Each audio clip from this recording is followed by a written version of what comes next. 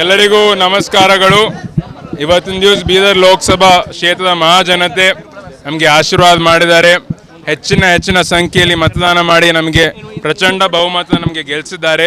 ತಕ್ಕಂತೆ ನಾವು ಒಳ್ಳೆ ರೀತಿಯಲ್ಲಿ ಕೆಲಸ ಮಾಡಿದ್ದೀವಿ. ನಾವು ಏನೇನು ಭರವಸೆಗಳು ಕೊಟ್ಟಿದ್ದೀವಿ ಅದು ನಾವು ಒಳ್ಳೆ ರೀತಿಯಲ್ಲಿ ನಾವು ಕೆಲಸ ಮಾಡಿ ನಾವು ಜನರ ಅಪೇಕ್ಷೆ ತಕ್ಕಂತೆ ನಾವು ಕೆಲಸ ಮಾಡ್ತೀವಿ ಅಂತ ನಾನು ಎಲ್ಲರಿಗೂ ಹೇಳೋದಕ್ಕೆ ಬಯಸುತ್ತೇನೆ. ನಮ್ಮೆಲ್ಲ ಲೋಕಸಭಾ ಕ್ಷೇತ್ರದ ನಮ್ಮೆಲ್ಲ ಕಾಂಗ್ರೆಸ್ ಪಕ್ಷದ ಹಿರಿಯ ನಾಯಕರು, ನಮ್ಮೆಲ್ಲ ಮುಖಂಡರು, ನಮ್ಮೆಲ್ಲ ಪಕ್ಷದ ಕಾರ್ಯಕರ್ತರು ನಮ್ಮ ಪರವಾಗಿ, ಪಕ್ಷದ ಪರವಾಗಿ ಹಗಲ ರಾತ್ರಿ ಅವರು ದುಡಿದು ಕೆಲಸ ಮಾಡಿ ಪ್ರಚಾರ ಮಾಡಿ ನಮ್ಗೆ ತಂದಿದ್ದಾರೆ. ತುಂಬ ಖುಷಿಯಾಗಿದೆ. ಇವಾಗ ಜವಾಬ್ದಾರಿ ಕೂಡ ಹೆಚ್ಚಿಗಾಗಿದೆ.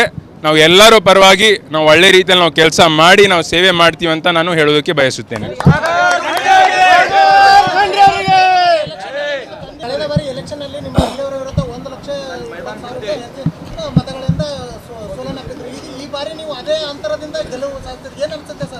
ಇಲ್ಲಿ ಗೆಲುವಿನೇ. ನಾವು ಅಂತರ ಎಲ್ಲ ನೋಡೋದಿಲ್ಲ, ನಾವು ಬರೋದು ನಾವು ಜನ ಸೇವೆ ಮಾಡ್ಲಿಕ್ಕೆ ಬಂದಿದ್ದೀವಿ.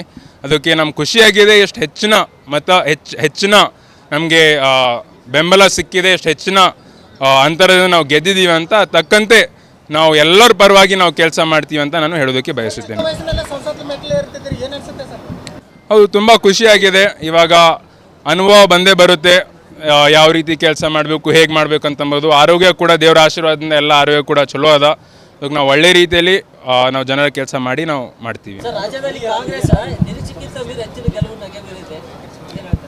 ಇಲ್ಲ, ನಮ್ಮ ಪಕ್ಷದ ವತಿಯಿಂದ ನಾವು ಏನೇನು ಗ್ಯಾರಂಟಿಗಳು ನಾವು ಕೊಟ್ಟಿದ್ದೀವಿ, ಎಲ್ಲ 5 ಗ್ಯಾರಂಟಿ ಎಲ್ಲ ಮನೆಗೆ ಮುಟ್ತಾ ಇದೆ. ಎಲ್ಲ ಜನ ಸಂತೋಷವಾಗಿದ್ದರು, ಖುಷಿದ್ರು. ಅದು ಕಾರಣಕ್ಕಾಗಿ ಎಲ್ಲ ಕಡೆ ರಾಜ್ಯದಲ್ಲಿ ಮತ್ತು ಇಡೀ ದೇಶದಲ್ಲಿ ನಮಗೆ ಒಳ್ಳೆ ರೀತಿಯಲ್ಲಿ ನಮಗೆ ಬೆಂಬಲ ಸಿಕ್ಕಿದೆ ಅಂತ ನಾನು ಹೇಳೋದಕ್ಕೆ ಬಯಸುತ್ತೇನೆ. ಅವರು ಒಬ್ಬ ಹಿರಿಯ ರಾಜಕಾರಣಿ, ಮಾಜಿ ಸಚಿವರಾಗಿದ್ದಾರೆ. ಅದಕ್ಕೆ ಅವ್ರ ಬಗ್ಗೆ ನಾನು ಏನು ಹೇಳೋದಕ್ಕೆ ನಾನು ಬಯಸೋದಿಲ್ಲ.